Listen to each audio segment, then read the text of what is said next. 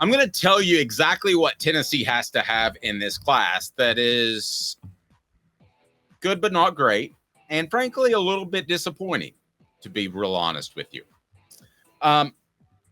What they have to have in this class to make it a good class. I don't know that great is within their grasp. I don't know that they could possibly be great. By me, great is top 5 in the nation. To me, good is top 10 in the nation. As of last check, Caleb, Tennessee standing around 12. Is that right? Correct. They have fallen to about 12. Okay, so I'm going to tell you what they need. It's brought to you by Andy Mason, AndyMasonRealEstate.com. Over 40 years of experience in his office, best prices, best service. It's just that simple. Andy Mason, RealEstate.com. You need a really good tight end. I'm going to tell you who I think they're going to get. They need another receiver. He doesn't have to be elite, which Brew McCoy would be elite one, because I'm thinking that Brew McCoy's coming back based off what I've heard. And I'm going to be realistic. I think that's it. And I would call this a good class. Now, that's not to say you wouldn't add a 5-star offensive lineman like Seaton. I'm not turning those guys down. But those are the 2 positions, and we'll get to some names, that I feel like Tennessee has to address for the 2024 season. I'm not talking about 2025, Caleb. Then offensive lineman galore, okay? You can take as many offensive linemen as you want in this class. You can take 2 or 3 more, and that would help for 2025. But just for 2024 and having the best season possible, what does Tennessee have to do in this class via recruiting, which I include now, just for verbiage sake, the transfer portal as well? But what do they have to do? Okay, so you're including the transfer portal.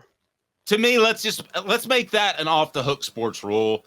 When we talk about recruiting, it's both the same thing. I'll say high school recruiting if I mean high school, because it is basically the same thing. I think they need a couple of defensive backs. I actually don't think they need another receiver, honestly. I think they're, even without Brew McCoy, I'm pretty high on Mike Matthews, the freshman coming in as a 5-star. And I think with Mike Matthews on one side, I think Caleb Webb or Chaz Nimrod is capable of playing the role of Ramel Keaton on the other side next year.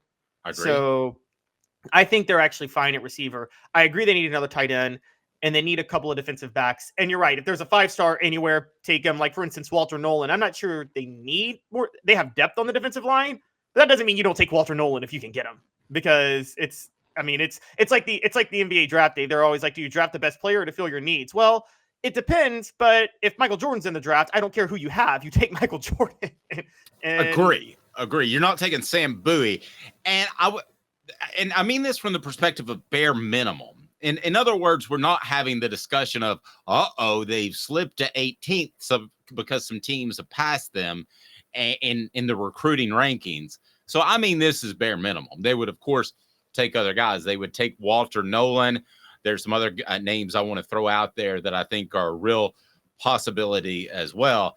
There has been some chatter, and On3 has reported this, so I want to give credit to them, that possibly a couple of guys in the secondary might look elsewhere.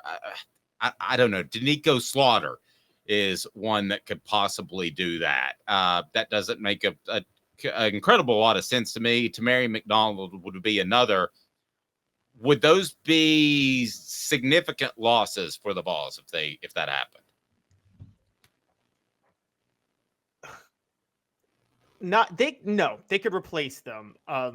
Look, Slaughter struggled when he had to fill in for Tamari McDonald this year. Let's be honest, Dave. And I know we had a lot of hype. We both believed in him highly, but he's just not lived up to the hype to this point.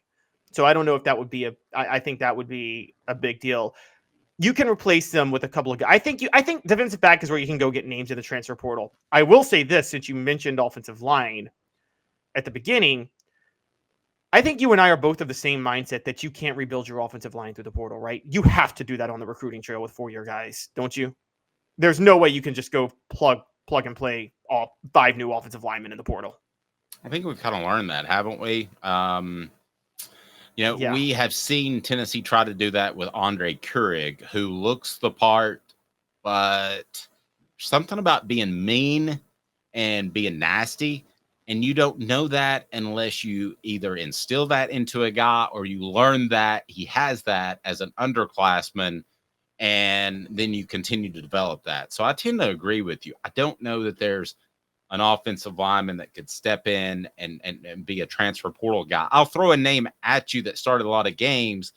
He was a junior college player, but Albert Toina, who you mentioned yesterday, coincidentally, he came in and played, but I felt like he was just okay, and Tennessee depended on him to play. So if you get yourself in a position where you're having to depend philosophically to expand your point, if you have to depend on offensive linemen in the transfer portal, you're not going to have a great offensive line. Fair?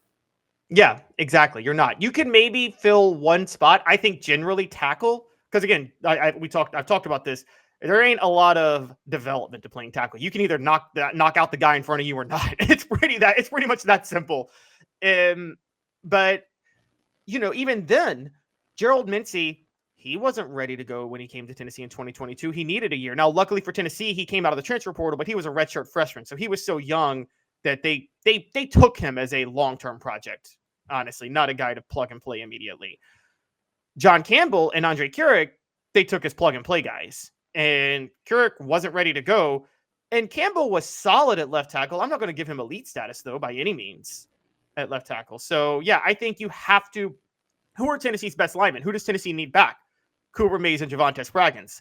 They've been in the system for 4 years. They've been at Tennessee for 4 years now. And it's funny, we're going to talk about Jordan Seaton a little bit later, but I think even Dion knows this because he said, we all know the thing that held Colorado back was the offensive line last year. Notice Dion's not targeting linemen in the transfer portal. He's trying to get them on the recruiting trail. And you have to get linemen on the recruiting trail if you want to rebuild your offensive line. That's a big deal. And only, to be fair, to Josh Ward's point yesterday, only Derek Dooley thinks you don't need to do that. So fair point. Now, also, we'll credit on 3 for saying it feels like Jalen Wright has played his last game as a Vol. Same for Jabari Small.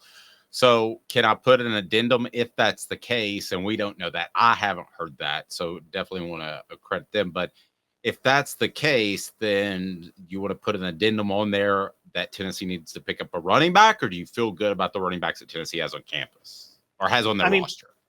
They got Peyton Lewis coming in, and they have Cam Selden still there. You guys are all telling me about Dylan Sampson. I have issues with his pass protection and his vision. And it doesn't matter how athletic you are. If you can't see the hole, you're not going to be useful at running back. Am I right? No, and I will say this too. You and I disagree on that. I like Sampson a lot. So I don't think he's an every down back because of his size, but I like him a lot. Let's fit a couple of more names in here. So you mentioned Walter Nolen visiting Oregon. Guys, the fact that he went to Powell High School or has ties to East Tennessee is not going to factor into this. Walter Nolen this is going to be a bidding war just like Dante Thornton. So whatever the amount is, you go plus $1 and you're probably getting him. So is Tennessee willing to pay that? Does Tennessee have – here's another question. Does Tennessee have the same leverage and ability to pay that after an 8-4 season? It's a lot easier to go out and ask your boosters, hey, can I have some cash for this and that whatever after the season that Tennessee had in 2022. It's a little bit more difficult this year. And then Juice Wells, I think, should be a significant target. Let me ask you. You can have Juice Wells or Walter Nolen. Who are you taking? Walter Nolen. I'm not even questioning that. That's not even a question. Easy. Yeah, and I wanted to, because you mentioned tight end. So Justin Jolly is out, not happening. And it looks like Tennessee, you mentioned Bauer Sharp yesterday of Southeast Louisiana. He's in play, but now Tennessee is targeting Holden Staes, the tight end transfer from Notre Dame. Caleb Giroux has an article about that. I believe he's visiting this weekend. Now, based on what we saw with McAllen Castles last year, I think you and I are both like, go for the Southeast Louisiana transfer, not the Notre Dame transfer, because the Notre Dame transfer is transferring for a reason. And the Southeast Louisiana transfer is probably proven himself more. Well, I told you the UConn kid was more of a Tennessee end than it was. They moved on. Now you can argue whether or not they should have. And I know some people on Twitter pulled up some clips of him playing Tennessee and playing throughout the season. They're like, how could you turn this guy down? Well, the bottom line is they need a very developed player and more of the blocking type of guy that you mentioned yesterday. I completely agree with that. And he doesn't look like that guy to me. So I would say that Tennessee is going to end up landing a tight end. Obviously not going to be the UConn guys he decided not to visit.